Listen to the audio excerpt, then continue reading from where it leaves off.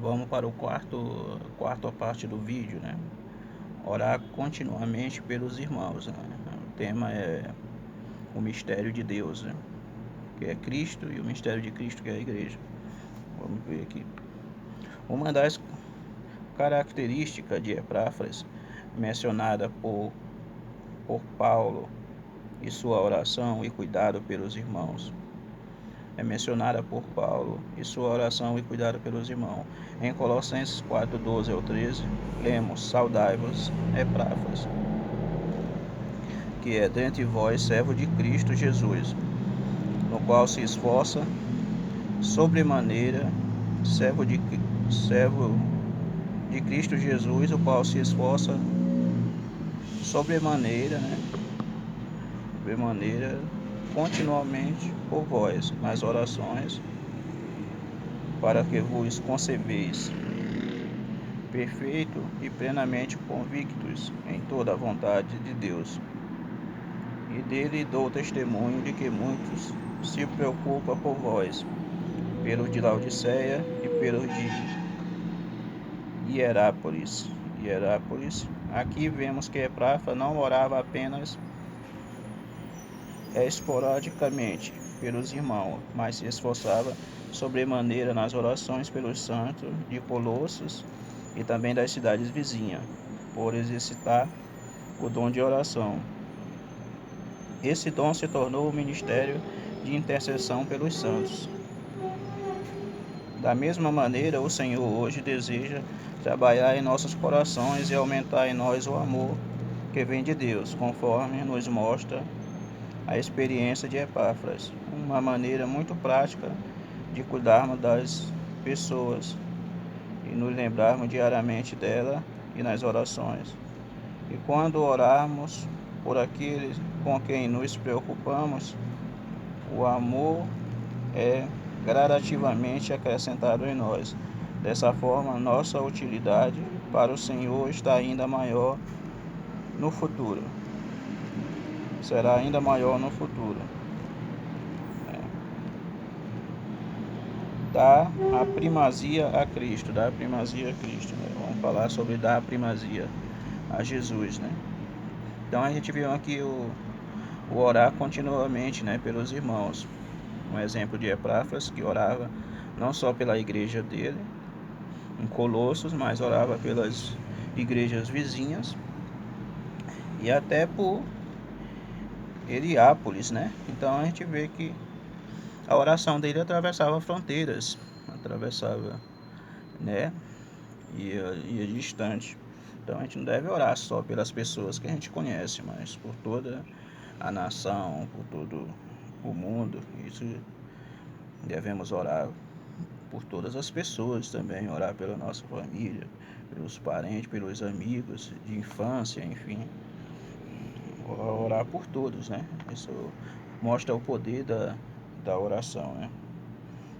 Paulo teve o encargo de escrever aos Colossenses a fim de lembrar de que o ministério que estivera oculto durante séculos e gerações já havia se manifestado, o qual é Cristo em nós.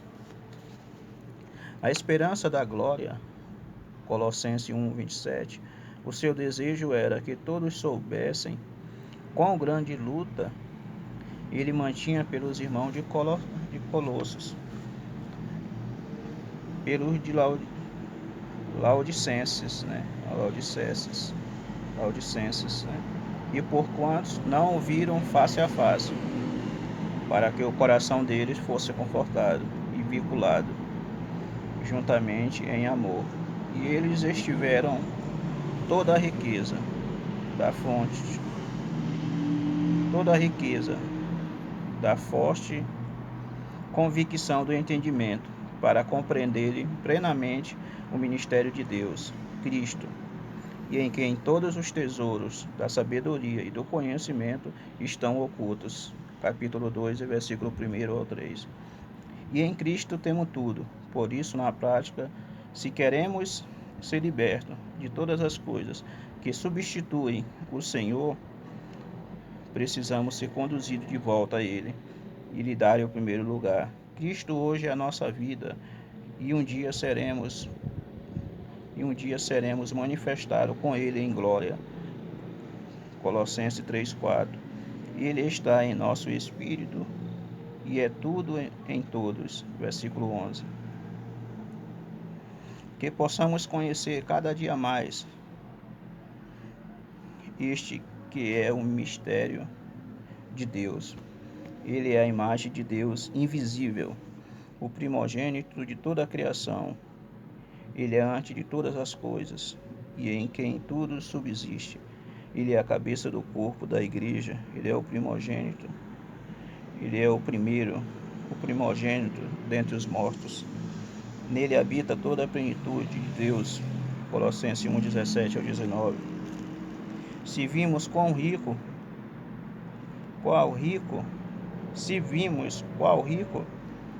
vasto e ilimitado Cristo é, nada nos restará a não ser lhe dar a primazia e primeiro lugar em nossa vida. Isso significa que devemos dar a primazia, né? O primeiro lugar em nossa vida para Deus, para Jesus. Tudo que nós for fazer, devemos colocar Jesus, Deus, como em primeiro lugar. Porque a gente vê o quão rico, né, ele é. Então a gente vê aqui que o Senhor tem que estar em primeiro lugar em nossas vidas, em tudo que a gente for fazer, né? E esse conhecimento, no entanto, deve se manifestar de maneira prática em nosso viver. É o que Paulo diz em Colossenses 1:10, a fim de viver de modo digno do Senhor para o seu inteiro agrado, frutificando em toda boa obra e crescendo no pleno conhecimento de Deus. O Senhor está preocupado com o nosso viver e com o testemunho para as pessoas com quem vivamos. Não podemos nos contentar em apenas receber a palavra e ministrar uma mensagem bonita, mas procurar aplicá-la em nosso viver. Aqui fala que não devemos se preocupar. O Senhor está preocupado com o nosso viver, que é um testemunho para com as pessoas com que vivamos, o que a gente vive aqui na terra, né? Então a gente tem que dar um testemunho para as pessoas de fora, né? Não podemos nos contentar em apenas receber a palavra e ministrar uma mensagem bonita, né? Mas procurar aplicá-la em nosso viver, como diz a palavra, né? A gente tem que viver, né, o que a gente fala, o que a gente prega, viver a palavra de Deus, né? Não apenas se preocupar em uma mensagem bonita, né, mas dar um testemunho também, né? Então fala sobre testemunho, né? Então a gente vê aqui, embora tenhamos a nossa maneira de fazer as coisas, devemos orar e pedir para o Senhor nos mostrar o que é do seu inteiro agrado. Não queremos ser filho de Deus apenas de nome, de aparência. Um verdadeiro filho de Deus é aquele que vive para agradá-lo e não para satisfazer as suas próprias vontades. Se o nosso viver agrada ao Senhor, certamente seremos aqueles que frutificam em toda boa obra. O Senhor nos separou para sermos aquele que o se preocupa com seus interesses. O Senhor nos separou para sermos aquele que se preocupa com os seus interesses.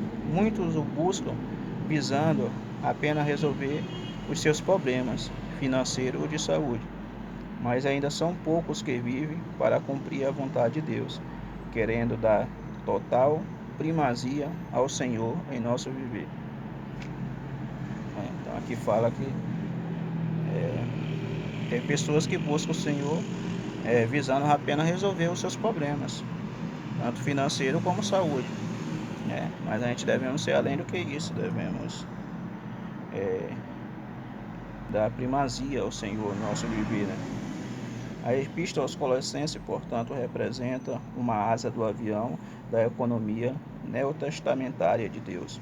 No próximo capítulo trataremos de outra asa. A epístola aos Efésios, essas duas cartas se comprometem e proporcionam o devido equilíbrio para chegarmos ao destino desse voo de forma agradável e com toda segurança. Eu fiz um estudo sobre o avião celestial, sobre o avião celestial, e aqui também fala um pouquinho, né, sobre a economia neotestamentária de Deus, né? E no próximo vídeo vamos falar mais. Esse é o quarto vídeo, né, do mistério de Deus, que é Cristo, e o mistério de Cristo, que é a igreja. Depois, no outro vídeo, vou falar sobre o mistério de Cristo, que é a igreja, né? Amém.